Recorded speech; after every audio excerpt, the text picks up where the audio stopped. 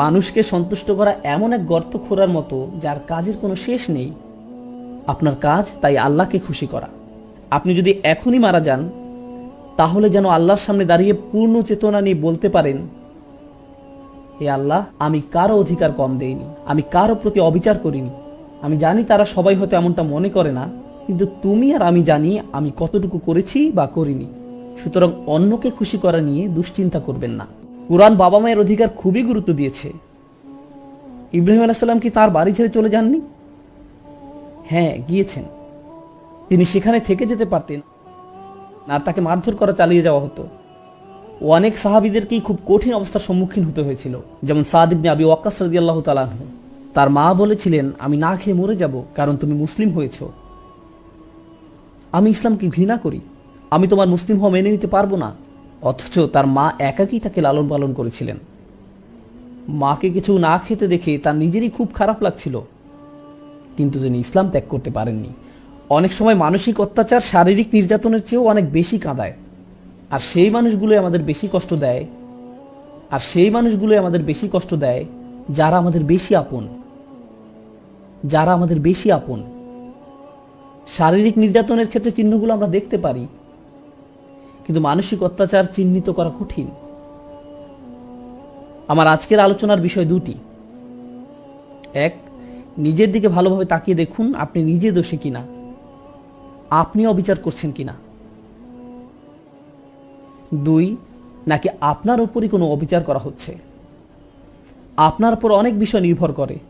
যদি আপনার প্রতি অন্যায় চলতে থাকে, তাহলে একসময় আপনি ভেঙে পড়বেন, নিজের দায়িত্বগুলো ঠিকমতো পালন করতে পারবেন না। সুতরাং অন্যকে খুশি করা নিয়ে দুশ্চিন্তা করবেন না। মানুষকে সন্তুষ্ট করা এমন এক গর্ত খোঁড়ার মতো যার কাজের কোনো শেষ নেই। আপনার কাজ তাই আল্লাহকে খুশি করা। আপনি যদি এখনই মারা যান, তাহলে যেন আল্লাহর সামনে দাঁড়িয়ে পূর্ণ চেতনা নিয়ে বলতে পারেন, হে আল্লাহ, আমি কারো অধিকার কম দেইনি, আমি কারো প্রতি অবিচার করিনি। আমি জানি তারা সবাই হয়তো এমনটা মনে করে না, কিন্তু তুমি আর আমি জানি আমি কতটুকু করেছি বা করিনি। এটাই ইহসান। ইহসান হলো আত্মসচেতনতা। আপনি যদি অন্য মানুষের স্ট্যান্ডার্ড অনুযায়ী চলতে যান, তাহলে আপনি যাই করেন না কেন আপনার 12টা বেজে যাবে। আমাদের মা বাবারা হয়তো এমন পরিবেশে বড় হয়েছেন যে আপনি হয়তো কোনো হাসপাতালে কার্ডিয়াক সার্জারির হেড, বা আপনি হয়তো আপনার ভাই বোনদের মধ্যে সবচেয়ে ভালো, কিন্তু তাও তারা বলবে, তোমার কাছ থেকে আমি আরো বেশি আশা করেছিলাম। বাকি সবাই আপনার তারিফ করে, কিন্তু তারা বলবে, তুমি এমন কেন, তুমি আমাকে হতাশ করলে। কোনো কিছুই যথেষ্ট হবে না, এটাও ঠিক আছে। তারা হয়তো ভাবে যে আপনি যথাযথ ভালো হতে পারেননি। আপনার স্ত্রীও এমনটা ভাবতে পারেন। তিনি হয়তো আপনাকে ছোট করে কথা বলেন, এমনভাবে কথা বলেন যেন আপনি কোনো আবর্জনা। সন্তানেরা হয়তো আপনাকে কষ্ট দেয়, আমি জানি না। কিন্তু একটা কথা মনে রাখবেন, আল্লাহর সাথে আপনাকে সৎ থাকতে হবে। আপনি যাতে বলতে পারেন, আমি আমার দায়িত্ব ঠিকমতো পূরণ করেছি, আমি কারোর সাথে অন্যায় করিনি।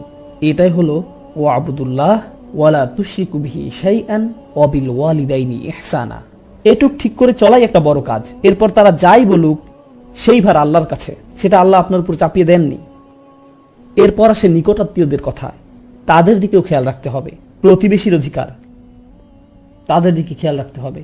প্রতিবেশীর অধিকার, নিকটাত্মীয়দের কথা, তাদের দিকেও খেয়াল রাখতে হবে। অনেক আলেমরা বলেন আপনার বন্ধুরাও এই আওতায় পড়ে। বিশেষ করে যেসব বন্ধু আপনার বাসার কাছে থাকে, তাদের কিছু প্রয়োজন কিনা সেদিকে খেয়াল রাখা। আপনি যত বেশি অন্য মানুষের দিকে খেয়াল রাখবেন, আল্লাহ তত বেশি আপনার যত্ন নেবেন। এদিক থেকে ভাবলে এটা আসলে নিজের দিকেই খেয়াল রাখা। আপনি যদি নিজ থেকে এগিয়ে অন্যের খবর নেন, তাদের সাহায্য করেন, আল্লাহ তাহলে আপনাকে অনেক সমস্যা মিটিয়ে দেবেন। এমনকি যাতায়াতের ক্ষেত্রেও। আপনি হয়তো ট্রেনে, প্লেনে বা বাসে কোথাও যাচ্ছেন, আর আপনার পাশে একজন বসে আছেন। হয়তো কোনো ডাক্তারের অফিস বা এয়ারপোর্টের লবিতে কারোর সাথে বসে আছেন। তাদের প্রতি ইহসান দেখান, সুন্দর ব্যবহার করুন। ইহসানের আয়াতটা আসলেই এত চমৎকার। আপনি যদি হাইওয়েতে যাতায়াত করেন, তাহলে আপনার পাশে চলা গাড়ির চালক আপনার প্রতিবেশীর মতো। তাই যদি তাকে কোনো ইঙ্গিত না দিয়ে হুট করে মোড় ঘুরিয়ে নেন, তাহলে সেটাও আয়াতটির অবমাননা হবে। আপনি তার প্রতি ইহসান করলেন না, তাকে বিচ্ছিন্ন করে দিলেন। যেমন কেউ গাড়ি পার্ক করতে যাচ্ছে আর আপনি মাঝখান দিয়ে,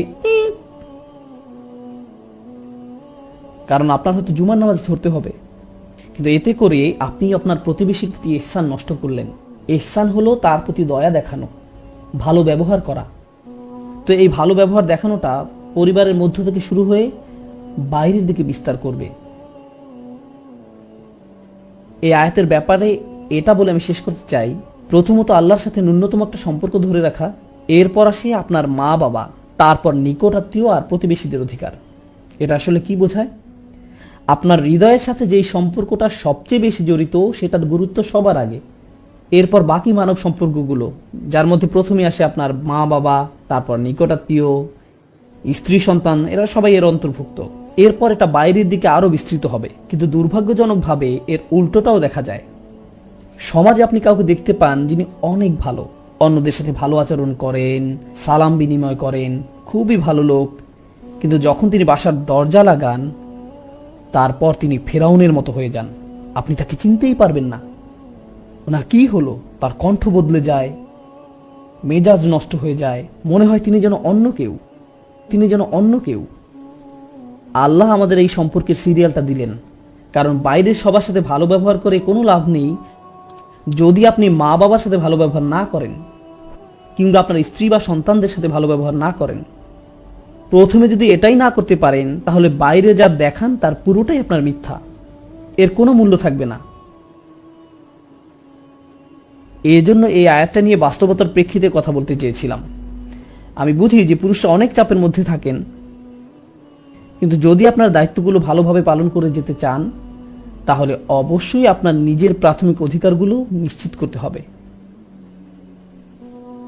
কারণ এটা একজন মানুষের চাহিদাও বটে। যেমন যদি আপনার সন্তান আপনাকে সম্মান না করে, ন্যূনতম সম্মানটাও না দেখায়, আপনাকে সালামও না দেয়, এটা আপনার ভিতরে চিবিয়ে খাবে। আপনি কষ্ট পাবেন, আপনি বুঝতে পারবেন না এটা আপনার অন্যান্য কাজে, অন্যদের সাথে কিভাবে কথা বলছেন তাতেও প্রভাব ফেলছে, মানসিক এবং আধ্যাত্মিকভাবে প্রভাবিত করবে। তাই এই সম্পর্কগুলোর যত্ন নিন, অন্যের প্রতি দায়িত্ব পালনের দিকে খেয়াল রাখুন, তার পাশাপাশি নিজের অধিকারগুলো চাইতে শিখুন, কিন্তু সতর্ক থাকবেন যেন কোনো ক্ষেত্রে সীমা লঙ্ঘন না হয়ে যায়। আল্লাহ যেন আমাদেরকে ভারসাম্যপূর্ণ মানুষ বানিয়ে দেন। বারাকাল্লাহু লি ওয়া লাকুম। আসসালামু আলাইকুম ওয়া রাহমাতুল্লাহ। আমি আপনাদের সাথে কথা বলতে যাচ্ছি মুসলিম তরুণদের মাঝে একটা সংস্কৃতি নিয়ে, যারা কোনো ধর্মীয় পথের ভিতর দিয়ে যাচ্ছে, বিশেষ করে পশ্চিমা সমাজে। অনেক সময় মুসলিম তরুণরা যে জীবনযাপন করে তাকে বলা যেতে পারে, মনে করুন, পার্টিং, ঠিক আছে? এবং তারপর জীবনে কোনো এক সময় তারা বিশেষ উপলব্ধির মুখোমুখি হয় এবং দিনের পথে চলতে শুরু করে। এমন প্রচুর ভাই বোন আছে যারা জীবনে কোনো এক সময় পরিবর্তিত হয় এবং তারপর ধীরে ধীরে তারা আরো ধার্মিক হয়ে ওঠে। কিন্তু তারপর যা হয় তা হচ্ছে, যখন সময়ের সাথে সাথে তারা আরো ধার্মিক হয়ে ওঠে, তারা অনেক বেশি কড়া হয়ে যায়, খুব উৎসাহী হয়ে পড়ে, আবেগপ্রবণ হয়ে পড়ে এবং নিজেদের জন্য নিজেরাই কোনো শিক্ষক খুঁজে নেয়। সেই শিক্ষক হচ্ছে কখনো কোনো মানুষ, কখনো কোনো সিরিজ লেকচার, কখনো কোনো ওয়েবসাইট, কখনো কোনো ব্লগ, কখনো অপরিচিত কোনো নাম। কিন্তু সেটা যাই হোক না কেন, তারা নিজেদের জন্য একটা জ্ঞানের উৎস খুঁজে নেয়, যেটাকে তারা সঠিক বলে মনে করে। এর প্রতি তারা খুবই অনুরক্ত হয়ে পড়ে এবং আস্তে আস্তে যা ঘটতে শুরু করে তা হচ্ছে তারা খুব কঠোর, খুব অনমনীয় হয়ে ওঠে। তারা লক্ষ্য করতে শুরু করে যে তাদের চারপাশে মানুষরা ঠিক তাদের মতো না। তারা যাকে শিক্ষক মানে, তার চারপাশে মানুষরা তাকে শিক্ষক মানে না। তারা যেভাবে দিনকে বোঝে অন্যরা সেভাবে বোঝে না। তাই প্রথমে যা হয় তা হচ্ছে তারা তাদের চারপাশের, বিশেষ করে তাদের পরিবারের মানুষদের ব্যাপারে হতাশ হতে শুরু করে। মুসলিম তরুণটি ভালো দিকে পরিবর্তন হতে শুরু করলে সবার আগে যাদের প্রতি হতাশ হয় তাহলে তার পরিবার। কেন তোমরা বোঝো না? এটাই দিন পালনের সঠিক পথ। এবং এমন আরো অনেক অনেক সংঘর্ষের সৃষ্টি হয়। আপনি যদি মুসলিম হন এবং আপনার পরিবার যদি অমুসলিম হয় তাহলে তা আরো বেড়ে যায়। কিন্তু মুসলিম পরিবারের মাঝে থেকেও যদি আপনি দিনকে নতুন করে আবিষ্কার করেন তাহলেও এমন সমস্যার সম্মুখীন হতে হয়। এরকম সমস্যা শুধু যে পরিবারের মাঝে সীমাবদ্ধ থাকে তা নয়, বরং বন্ধু মহলেও বিস্তার ঘটে। অনেক সময় এমন হয় যে আপনার দীর্ঘদিনের বন্ধু, কিন্তু সে কোনো ধর্মীয় পথের ভিতর দিয়ে যাচ্ছে না, বা হয়তো সে যাচ্ছে কিন্তু পথটা ঠিক আপনার মতো না, আপনার দিনের বুঝ হয়তো তার মতো না, অথবা কিছু বিষয় হয়তো তারা আপনার মতো এতটা কঠোর না, এবং এটা আপনার পক্ষে মেনে নেওয়া খুব কষ্টকর হয়ে যাচ্ছে। আপনি তখন তাদের প্রশ্ন মানে জর্জরিত করে তোলেন। যখন আপনি এমন মানুষদের সংস্পর্শে আসেন যারা দিনকে আপনার মতো করে দেখে না, তখন এটাকে কেন্দ্র করে আপনি তাদের বুঝিয়ে দেন যে তারা ভুল আর আপনি ঠিক। এভাবেই তাদের দিন পালন করা উচিত এবং এছাড়া কোনো পথ নেই, ইত্যাদি ইত্যাদি। এমন এক ধরনের আচরণ গড়ে ওঠে বিশেষ করে তরুণদের মাঝে। এমন আচরণের পেছনে অনেক কারণ রয়েছে। তরুণ বা তরুণীটি নিজে মনে করে যে সে যা করছে তা হচ্ছে আমর বিল মারুফ ওয়ান নাহই আনিল মুনকার। তারা মনে করে যে তারা ভালো কাজে আদেশ দিচ্ছে এবং মন্দ কাজে নিষেধ করছে। তারা তো তাদের ভাই বোনদেরকে হাদিস বা কোরআনের আয়াতই বলছে, ভালো কাজই তো করছে, এটাই তো তাদের করা উচিত, এমন কথাই তাদের মাথায় থাকে। তারা যা বুঝতে পারে না তা হচ্ছে এখানে আরো একটা ব্যাপার ঘটছে, অন্য আরো কিছু ঘটছে। দিনের পথে আসার আগে আপনি হয়তো বন্ধু মহলের মনোযোগের কেন্দ্রবিন্দু ছিলেন, আপনি গুন্ডা মাস্তান যাই ছিলেন না কেন সকলের মধ্যমণি হয়ে থাকতেন। যখন আপনি ধর্মের পথে আসলেন তখন আপনাকে ঘিরে আর সেটা রইল না, কিন্তু আপনার তখন এমন কিছু একটা চাই। অন্যদের উপর নিজের আধিপত্য দেখানোর জন্য আপনার ভেতরে এক ধরনের জেদ কাজ করে। আপনার মনে হয় যে আমি মানুষকে দেখাতে চাই কোনো না কোনো ভাবে আমি তোমাদের চেয়ে সেরা। এবং এই ঘুরপথে চলতে গিয়ে বেশিরভাগ সময় নিজের অজান্তেই, অধিকাংশ সময় তারা মানুষকে যে ধর্মীয় মতামত প্রদান করে তার মাধ্যমে তারা নিজেদের শ্রেষ্ঠত্ব দেখাতে চায়। তারা মানুষের কাছে প্রমাণ করে দিতে চায় যে অন্যরা আসলে ধর্মটা ঠিকমতো জানে না, আমি ধর্ম সম্পর্কে ঠিকমতো জানি, আসো তোমাকে বলি কোনটা সঠিক, আসো তোমাকে আয়াতটা শিখাই, তোমাকে হাদিসটা শিখাই, তুমি জানো না এটা এভাবে না ওভাবে। মানে ধর্ম নিজেই আপনার ইগো প্রকাশের মাধ্যম হয়ে ওঠে। এমন ঘটনা খুবই দুঃখজনক, কারণ ধর্ম নাজিল হয়েছিল যেন আমরা নিজেদের বিনয়ী করে তুলি, কিন্তু এখন আমরা সেই একই ধর্ম ব্যবহার করছি নিজেদের অহংকার প্রকাশ করতে, দাম্ভিকতা প্রকাশ করতে। তবে এটা এমন নয় যে শুধু আমাদের তরুণদের মাঝেই ঘটে থাকে, বরং বড়দের মাঝেও হয়। আপনারা ইবলিসের কথা জানেন, সে কিসে আল্লাহর অবাধ্য হয়েছিল? সে সিজদা করতে রাজি হয়নি। আদম আলাইহিস সালামকে আল্লাহ কি কাজ দিতে যাচ্ছিলেন, কেমন উচ্চ বেতন তিনি পেতে যাচ্ছিলেন, আদম আলাইহিস সালাম কি পদোন্নতি পেতে যাচ্ছিলেন, যেটা দেখে ইবলিস বলে উঠেছিল না না না না না আমি এই কাজের জন্য বেশি উপযুক্ত। কি ছিল সেই কাজ? আল্লাহ তাআলা কি উদ্দেশ্যে মানুষ সৃষ্টি করেছিলেন? ইবাদতের উদ্দেশ্যে, ঠিক। এবং আদম আলাইহিস সালামকে বলা হয়েছিল ইন্নী জাইলুন ফিল আরদি খলিফা। আল্লাহ ওনাকে কোথায় ন্যস্ত করেছিলেন? পৃথিবীতে। এবং এটা কি ছিল? আল্লাহর কাজ করার দায়িত্ব। এটা একটা ধর্মীয় উপাধি। আরো সহজভাবে যদি বলি, আদম আলাইহিস সালামকে ধর্মীয় সম্মাননা দেওয়া হয়েছিল, দুনিয়াবী সম্মান না। উনাকে কোনো উচ্চ বেতন বা বিলাস বাড়ি দেওয়া হয়নি, ওনাকে ধর্মীয় মর্যাদা দেওয়া হয়েছিল। তাই আপনি যদি এই বিষয়টা নিয়ে ভাবেন তাহলে কিছুটা অবাক হবেন। ইবলিস এক ধর্মীয় মর্যাদার কারণে আদম আলাইহিস সালামকে হিংসা করেছিল, তার ইগো প্রকাশ পেয়ে গিয়েছিল, কারণ সে মনে করেছিল আল্লাহর দ্বীনের কাজ করার জন্য আদমের চেয়ে সে বেশি যোগ্য, দ্বীনের কাজ করার জন্য আমি বেশি যোগ্য। এবং এই অহংকার প্রকাশ পেয়ে যায় যখন কেউ দাবি করে যে মসজিদের সভাপতি হওয়ার জন্য আমি বেশি উপযুক্ত, সভাপতি পদের জন্য আমি বেশি উপযুক্ত। তাকে কেন বেছে নেওয়া হলো? কেন তাকে এই কাজ দেওয়া হলো? কেন আমাকে নেওয়া হলো না? এটা একটা ধর্মীয় কাজ। সভাপতি হলে আপনাকে টাকা দেওয়া হবে না, মসজিদ পরিচালনার জন্য তো আপনাকে নতুন গাড়ি দেওয়া হবে না, কিন্তু তারপরও আমেরিকা জুড়ে আমরা দেখতে পাই কিসের জন্য মানুষ জান দিয়ে লড়ে যাচ্ছে? ধর্মীয় খেতাবের জন্য। মসজিদ পরিচালনা কে থাকবে? কার কথা শোনা হবে? কিন্তু কেন? এই রোগের সূচনা কোথায় হয়েছিল? সেই কাহিনী যথেষ্ট পুরানো। এই রোগের ভাইরাস ইবলিসের থেকে শুরু হয়েছিল। সে ওই ধর্মীয় কর্তৃত্ব চেয়েছিল। মূল বিষয় হচ্ছে এটা এক প্রকার অসুখ, এবং এটা যদি কারো মাঝে থাকে তাহলে তার সেটা অতি সত্বর চিহ্নিত হওয়া উচিত। যখন আপনার মনে হয় ভাগ্যিস আমি ছিলাম, না থাকলে এই মানুষদের একদম বিপদে চলে যেতে হতো, এদের সঠিক পথ দেখানোর জন্য অন্তত আমি আছি, যদি এটা আপনার মনোভাব হয়, আপনি ভয়ঙ্কর সমস্যা আক্রান্ত। সত্যি আপনি ভীষণ সমস্যায় আছেন, কারণ আপনি ভাবছেন এই দিন কার উপর নির্ভর করে? আপনার উপর। দিনের আমাদেরকে প্রয়োজন নেই। আল্লাহর দিনকে আমাদের প্রয়োজন, কিন্তু আল্লাহর দিনের আমাদেরকে প্রয়োজন নেই। আল্লাহু গানিয়ুন হামিদ। আল্লাহ সুবহানাহু ওয়া তাআলা সমস্ত প্রয়োজন থেকে মুক্ত, তার আমাদেরকে প্রয়োজন নেই। আমাদের নিজেদের আরো বিনয় হওয়া দরকার। আমি এতক্ষণ ধর্মীয় দৃষ্টিকোণ থেকে ইগোর কথা বলছিলাম, কিন্তু পরিবারের মাঝেও দেখা যায় যে আমরা বলছি আমি মারা গেলে এই পরিবার দেখাশোনা কে করবে, কে বিল পরিশোধ করবে, আমি না করলে কে এসব করবে, এমন ভাবনা আপনার মনে আসে, ঠিক। কিন্তু আপনারা জানেন আমাদের মৃত্যু কবে হবে সেটা নির্ধারণ করা আছে। কিন্তু আপনি যতই ভাবুন না কেন যে আমার এত টাকা জমাতে হবে বা অত টাকা জমাতে হবে, আমাকে প্রমোশন পেতে হবে বা ইত্যাদি, আপনি চিন্তা করেন আপনাকে কি কি করতে হবে, কিন্তু যদি আল্লাহ তাআলা ঠিক করেন যে আপনি আজ রাতে মারা যাবেন, তাহলে যা নির্ধারিত তাই হবে। এবং আমি চলে যাওয়ার পর আমার সন্তান, আমার স্ত্রী, আমার স্বামী, যেই হোক না কেন, আল্লাহ তাআলা ইতিমধ্যেই তাদের দেখাশোনা করছেন। এটা কখনোই ভাবা উচিত না যে আমি তাদের দেখাশোনা করছিলাম, আল্লাহ তাআলা তাদের খেয়াল রাখছিলেন। আমি নিজেকে ভোলাচ্ছিলাম এই ভেবে যে সবকিছু আমার উপর নির্ভর করে, কোনো কিছু আমার উপর নির্ভর করে না, কারো ভালো করার ক্ষমতা আমার নেই, সকল ক্ষমতা আল্লাহর। যেহেতু ইগোই মূল সমস্যা, ইগো কোত্থেকে আসে? আপনার মধ্যে ইগো তখনই জন্মায় যখন আপনি সত্যিকার অর্থে আল্লাহর মহত্বকে মূল্যায়ন করতে ব্যর্থ হন, যখন আপনি আল্লাহকে সমাদর করতে জানেন না, তখন আপনি আল্লাহকে প্রশংসা করার স্থানে নিজের ব্যাপারে উচ্চ ধারণা পোষণ করেন। এখান থেকেই অহংকারের শুরু। সমস্যাটার গোড়া এখানেই। সুতরাং ইনশাআল্লাহ প্রথমে যে বিষয়টা আমি বলতে চাই তা হলো, সেসব মানুষ যারা ধর্মের লেবাস পরে থাকে, তারা দেখতে ধার্মিক, তাদের কথাবার্তা ধার্মিক, তাদের জ্ঞান আছে, আল্লাহ তাআলা যেন আমাদেরকে এইসব হতে রক্ষা করেন। এটা খুবই ভয়াবহ সমস্যা। এদেরকে যে মানুষটা দাঁড়িয়ে তার চেয়ে বেশি প্র্যাকটিসিং মনে হয়। অনেক বোনদের, যেসব বোনরা হিজাব পালন করে না, তাদের চেয়ে বেশি আল্লাহ ভীরু মনে হতে পারে। তাদেরকে বাইরে থেকে দেখতে খুবই ভালো লাগে, কিন্তু তাদের মধ্যে ইগো আছে। আপনার ভিতরে অন্যের সামনে নিজেকে মহান রূপে উপস্থাপন করার তাড়না আছে। আপনার মনে হয় যে আপনি বেশি ধার্মিক, আপনি বেশি যোগ্য, আপনি অন্যদের থেকে ভালো অবস্থানে আছেন।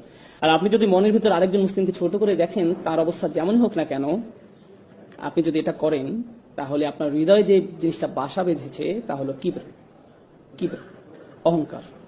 আর আমরা রাসূল সাল্লাল্লাহু আলাইহি ওয়াসাল্লামের উপদেশ থেকে জানতে পারি যে যাদের হৃদয়ে সরিষার দানার সমান, অর্থাৎ বলতে গেলে কিছুই না, এমন অনুপরিমাণ অহংকার থাকে, তাদের জন্য জান্নাতের দরজা খোলা নেই। অনুপরিমাণ অহংকার থাকে, জান্নাতের দরজা তার জন্য খোলা নয়। তাই আমি যেটা বলতে চাচ্ছি তা হলো, ধরুন একজন মুসলিম খারাপ কাজ করে, হয়তো সে মদ পান করে বা অন্য যে কোনো ধরনের খারাপ কাজ করে, তার খারাপ কাজগুলো বাহ্যিক, চোখে দেখা যায়, কিন্তু আপনার খারাপ কাজটা কোথায় ঘটছে? অন্তরের মধ্যে। বাইরে থেকে আপনাকে দেখতে ভালোই লাগে, মনে হয় যে আপনি ঠিকঠাকই আছেন। নিঃসন্দেহে সেই লোকটা খারাপ কাজগুলোর কারণে শাস্তিযোগ্য, কিন্তু আপনার অহংকারটাও কি শাস্তিযোগ্য নয়? আর যদিও কেউ তার কাজগুলোকে উপেক্ষা করছে না, কিন্তু যদি তুলনা করা হয়, তাহলে আপনার আর তার মধ্যে কার সমস্যা দূর করা বেশি কঠিন? এদিকটা ভেবে দেখুন তো। অহংকার দূর করাটা বেশি কঠিন। কেন? কারণ আপনি একে দেখতেও পান না। সেই মানুষের মদ পান তো সবাই দেখতে পায়, এ নিয়ে তার সাথে কথা বলা যাবে, কিন্তু আপনার অন্তরের এই ব্যাপারটা সমাধান করা অনেক বেশি কষ্টের। কারণ এটার অবস্থান হৃদয়ের গভীরে, যার একমাত্র ব্যক্তি আপনি অনুধাবন করতে পারেন। অন্য কেউ আপনাকে এটা বলতে পারবে না। যদি এটা থাকে তাহলে আপনার ভেতরে আছে। আর আমি যখন আপনাদের এই ব্যাপারগুলো বলছি, এই সময় আপনার মনে হতে পারে এই মুহূর্তে আমার অহংকারে একজনের কথা মনে পড়ছে, যার এই কথাগুলো শোনা উচিত। অন্য কারো ব্যাপারে চিন্তা করবেন না, তাহলে স্বয়ং আপনার মধ্যেই অহংকারের চিহ্ন আছে। কার কথা আপনার মনে আসা উচিত? আপনার নিজের কথা। ধর্মের নসিহতগুলো সর্বপ্রথম নিজের জন্য প্রযোজ্য, অন্যের জন্য নয়। সর্বপ্রথম কার জন্য প্রযোজ্য? নিজের জন্য। আমরা এতই অন্ধ হয়ে গেছি যে আমরা ভাবি কোরআনের এই আয়াতগুলো, রাসূল সাল্লাল্লাহু আলাইহি ওয়াসাল্লামের এই হাদিস বা উপদেশগুলো সব অন্যদের জন্য, নিজের জন্য না। কোনো কিছু শোনার সাথে সাথে অন্যকে বলার জন্য আপনি পেরেশান হয়ে যান। সেগুলো প্রথমে কার মানার কথা ছিল? কার সেগুলো প্রথমে অনুসরণ করার দরকার ছিল? আপনার নিজের। এই ব্যাপারটা আমাদের অবশ্যই মনে রাখতে হবে। আল্লাহর দ্বীনের ক্ষেত্রে আমরা অনেক বেশি স্বার্থপর, আমরা আত্মকেন্দ্রিক, আমরা ধান্দাবাজ হয়ে পড়ি। এই ব্যাপারটা আমাদের অবশ্যই মনে রাখতে হবে। যখন একজন স্বামী স্ত্রীর দায়িত্ব কর্তব্য সম্পর্কে কোনো হাদিস শোনে, তখন সে কি করে? সে তার স্ত্রীকে যেয়ে বলে, এই জানো আজ কি শুনেছি, মনে রেখো। এমনকি পিতামাতাও তাদের সন্তানদের সাথে কোন একটা শোনায়, অবিল ওয়ালিদাইনি ইহসানা, তোমার পিতামাতার সাথে সৎ ব্যবহার করো। এটাকে আত্মসেবা হয়ে যায় না? আমরা কি এখানে নিজের সেবা করতে এসেছি নাকি আল্লাহর দ্বীন পালন করতে এসেছি? এটা পুরো দৃষ্টিভঙ্গি বদলে দেয়। এটা সম্পূর্ণ ভিন্ন দৃষ্টিভঙ্গি। তো এটি প্রথম সমস্যা যা আমি আপনাদের সামনে তুলে ধরতে চেয়েছিলাম। ইগো, যা কেবল আপনি উপলব্ধি করতে পারেন, আর কেউ আপনার জন্য তা করতে পারবে না। যদি আপনার অন্তরের মধ্যে ইগো থাকে, তাহলে বাইরে থেকে যতই ভালো দেখাক না কেন, তার কি মূল্য থাকবে? কারণ আপনার হৃদয়টাই সুস্থ নেই। আর আল্লাহ বলেন, ইল্লামান আতাল্লাহু বিকলবিন সালিম, কিন্তু একমাত্র তারা ব্যতীত যারা সুস্থ অন্তর নিয়ে আল্লাহর কাছে আসবে। তাই আমাদের ভিতরের এই ইগোটাকে ঠিক করতে হবে। দ্বিতীয় পয়েন্টে যাওয়ার আগে আমি আপনাদের কিছু টিপস বলি কিভাবে বুঝবেন যে আপনার মধ্যে ইগো আছে। যদি কেউ আপনাকে কোনো বিষয় শুধরে দেয় আর আপনি খুবই অপমানিত বোধ করেন, আপনার যদি মনে হয় তুমি কিভাবে আমাকে এটা বলতে পারো, নিজেকে কি মনে করো, তার কি এমন যোগ্যতা আছে যে আমার ভুল ধরিয়ে দেয়? এটা যদি আপনার প্রথম প্রতিক্রিয়া হয়, তবে আপনার মধ্যে ইগো সমস্যা আছে। সেই লোকটা যদি ভুলও হয়ে থাকে, তার হয়তো সেটা বলা উচিত হয়নি, তারপরও আপনার প্রাথমিক প্রতিক্রিয়া এমন হবে না যে সে কে এটা আমাকে বলা, বরং আপনার প্রতিক্রিয়া হবে, হয়তো এই মন্তব্যের মধ্যে দিয়ে আল্লাহ আমার নিজের কোনো অনুচিত কাজের দিকে মনোযোগ দিতে বলছেন। আচ্ছা, এটা যদি 100% সত্য নয়, কিন্তু তার কথার মধ্যে সামান্য অংশ কি সত্য? এর মাঝে কি 1% সত্য, 0.5% সঠিক? তার কথার মধ্যে যতটুকু সত্য ততটুকুই আমি গ্রহণ করি। আমার নিজেকে বাঁচাতে হবে। সে কে আমাকে এগুলো বলার? নিজের মধ্যে এমন মানসিকতা গড়ে তুলবেন না। বাজে কথার মধ্যে থেকেও ভালোটুকু বের করে আনুন, আর বাকিটা বাদ দিন। যদি আপনার ভিতরে সব আলোচনা অংশ নেওয়ার তাড়না কাজ করে,